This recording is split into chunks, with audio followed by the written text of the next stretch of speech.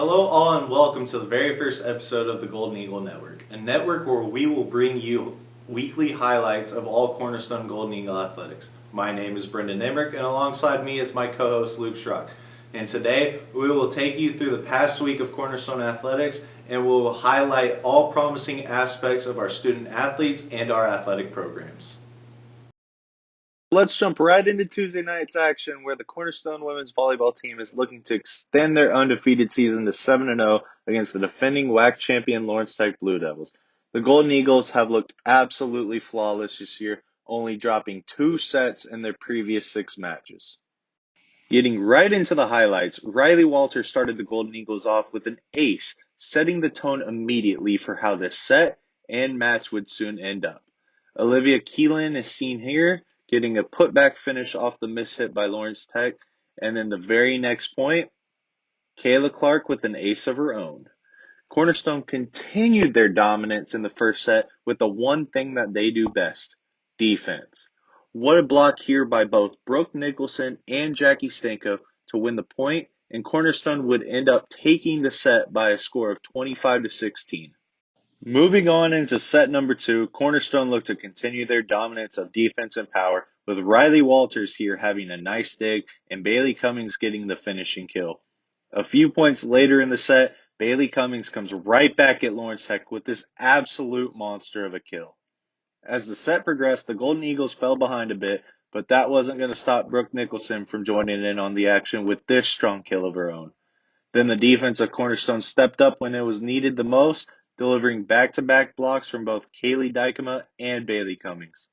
Cummings had an absolute fantastic set, scoring 5 of her 7 total kills in the match and finishing with 2 blocks and 2 aces, where she put this finishing dagger here on set number 2 to give the Golden Eagles a 2-0 set advantage.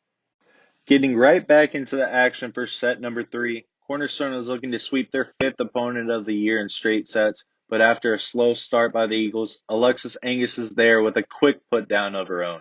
The Eagles build off of that momentum to regain the lead in the set, and Jackie Stanko comes out with a bang, throwing down that hammer of a kill. The Golden Eagles continued to play strong defense to keep that lead, and a few points later in the set, Riley Walters has another strong dig, which then sets up this powerful kill by Olivia Keelan.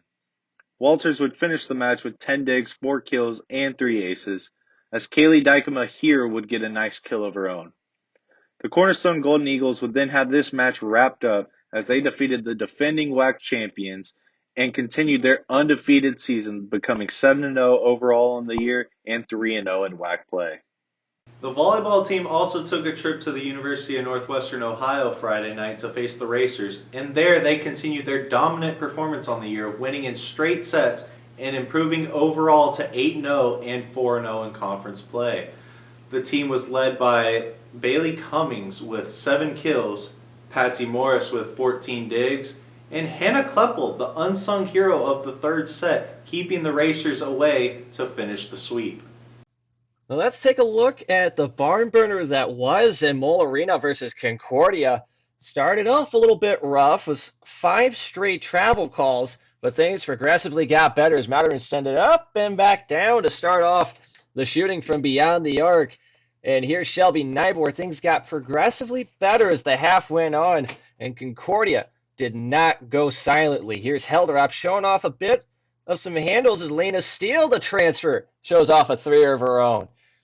But the best part of the first half, Maddie Folks with the crossover, sending Shelby Nybor down the lane and up for 2, as Cornerstone was able to come up with a 1-point lead going into the second half, as even Helderop was great from 3-point range. As we see here in the second half, she kept it going, tying the ball game up in the third quarter, but it unfortunately ended with a Concordia buzzer beater to send Cornerstone packing 55-52.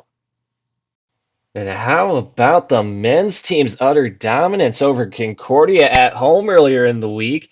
As Cornerstone, everything seemed to go their way as Corey Ainsworth was 1 block. And if that's not good enough for you, how about 2 blocks by Ainsworth to start off Cornerstone's defensive dominance?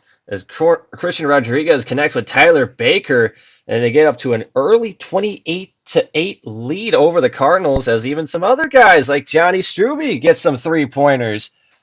And if that's not enough, Carter Knipe even getting a hot hand early in that first half.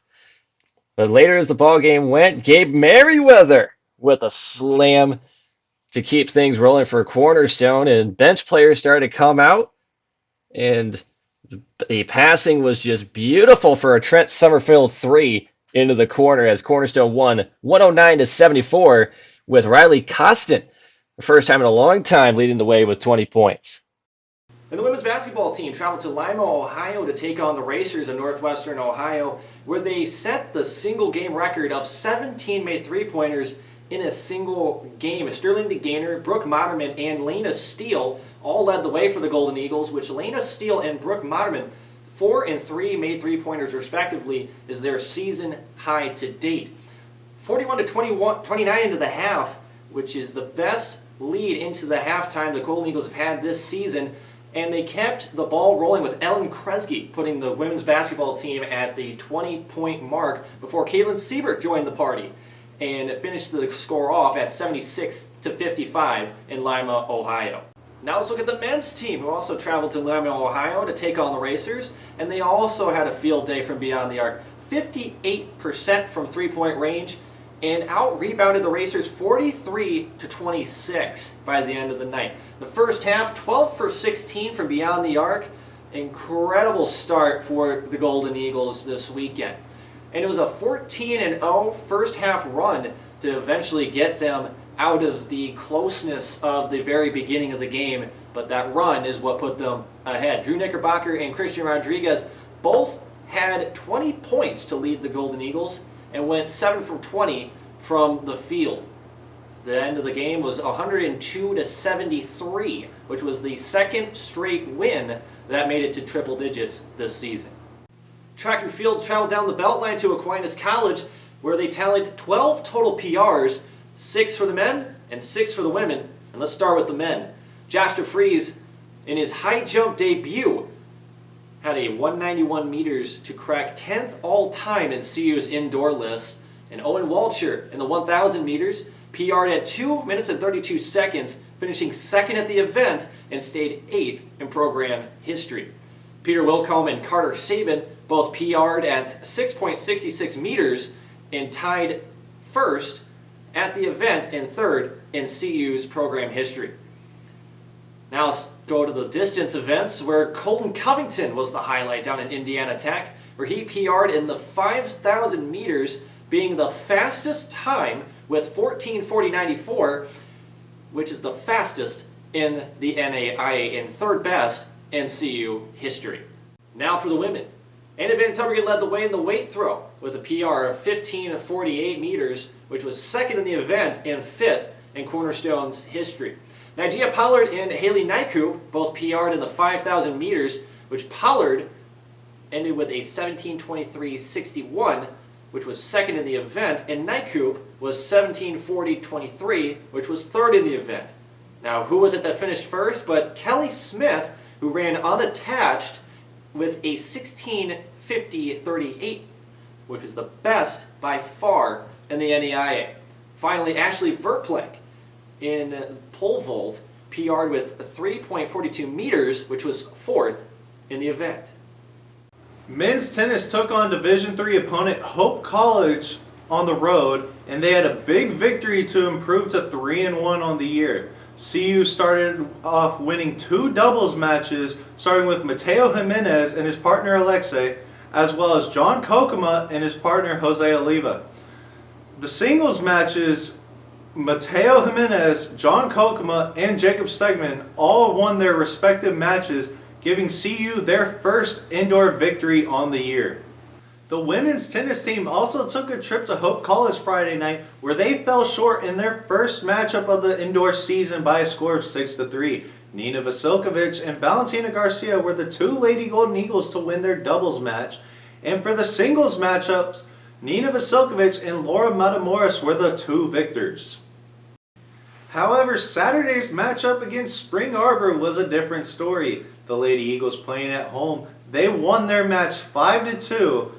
Trinity Klemecki and Laura Matamoros winning the only doubles match. However, 4 of the 5 Lady Golden Eagles won their singles matches. Elena Bowman, Valentina Garcia, Laura Matamoros, and Nina Vasilkovic all won their respective matches, giving the Eagles their first victory of the indoor season.